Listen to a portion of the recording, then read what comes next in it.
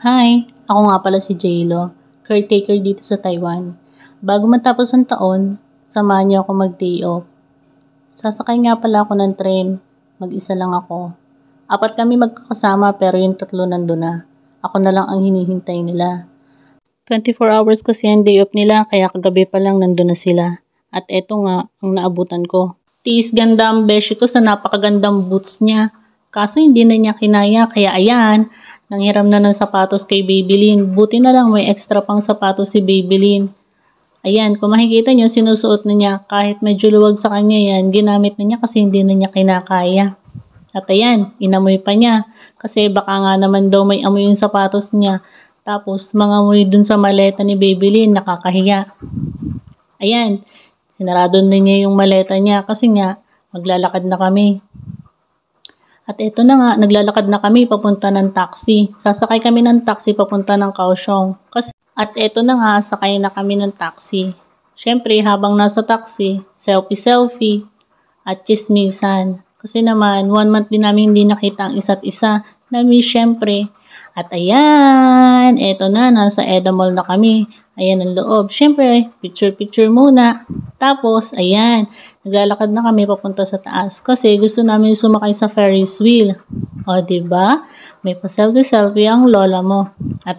At ito na nga, pipila na kami para kumuha ng ticket. Kaso hindi pala dito kukuha ng ticket kapag Ferris wheel lang yung sasakyan mo. Kaya naman ito, naglakad ulit kami, nag-selfie-selfie at nagutom. Kaya ayan, kumain na muna kami. Kaysa maghintay kami ng matagal, kumain na lang muna kami. Kasi ang sabi nung babae dun sa taas, 2 PM pa daw mag-i-start ang pagsakay sa Ferris wheel. Kaya ayan, napagod ng kaunti ang mga lola mo. Kaya kumain na lang muna. Ang kinain pala namin is Thai food. Kaya ayan. For the go, lapang-lapang ang Lola Bells mo. Siyempre, sulitin natin ang day off kasi once a month lang nakakapag-day off ang mga caretaker dito. Pero depende pa rin yun sa amo. At saka, kailangan talagang sulitin kasi pag nasa bahay kami, puro gulay lang talaga yung mas madalas na nakakain namin.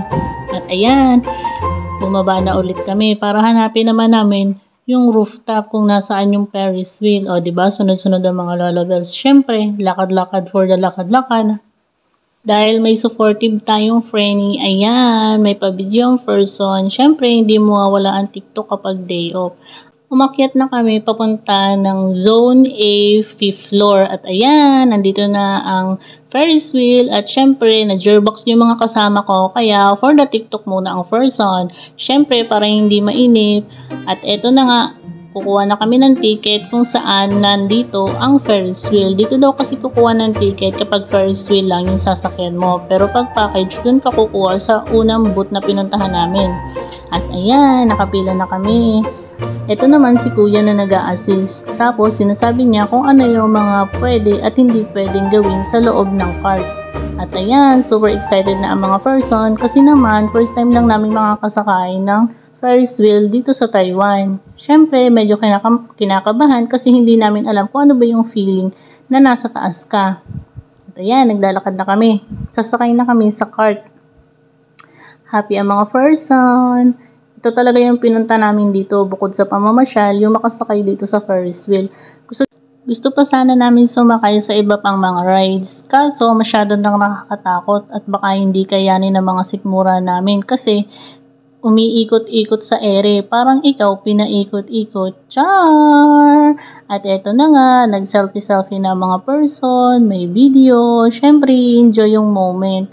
Kasi naman, bihira lang kami makalabas, kaya tuwing lalabas kami, minimake sure namin na may mapupuntahan kaming magandang place or magandang pasyalan. Para naman masaya at iba naman yung makikita namin. At eto na nga, yan ang beshi ko. Ang beshi ko na mas matanda sa akin pero mas mukha akong ate. O, diba?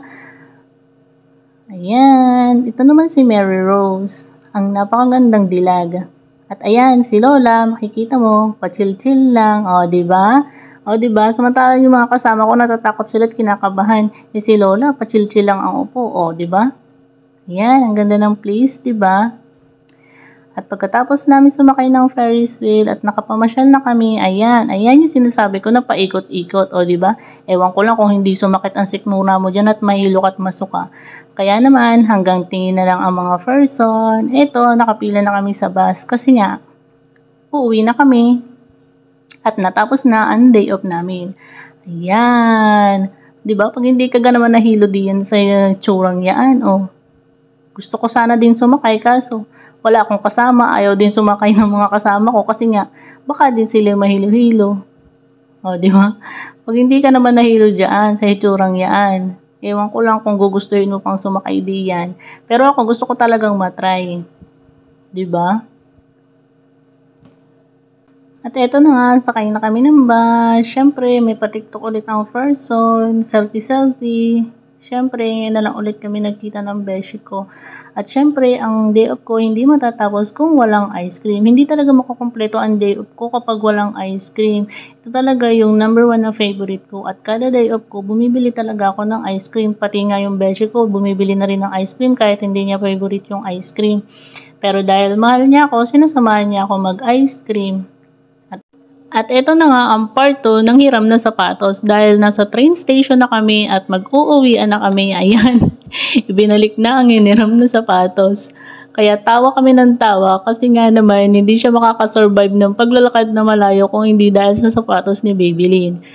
At ayan, dumating na ang train, sasakay na kami, mag-uuwian na naman ang mga person. Napakabilis talaga ng araw. Ako kasi 12 hours lang ang day off ko kasi hindi ako pwede mag 24 hours dahil wala mag-aalaga sa lola ko. Kaya ito, sasakay na ulit kami, pauwi na ulit ang mga person. Natutuwa naman ako dito sa cart na nasakyan ko kasi number 7, that's my lucky number.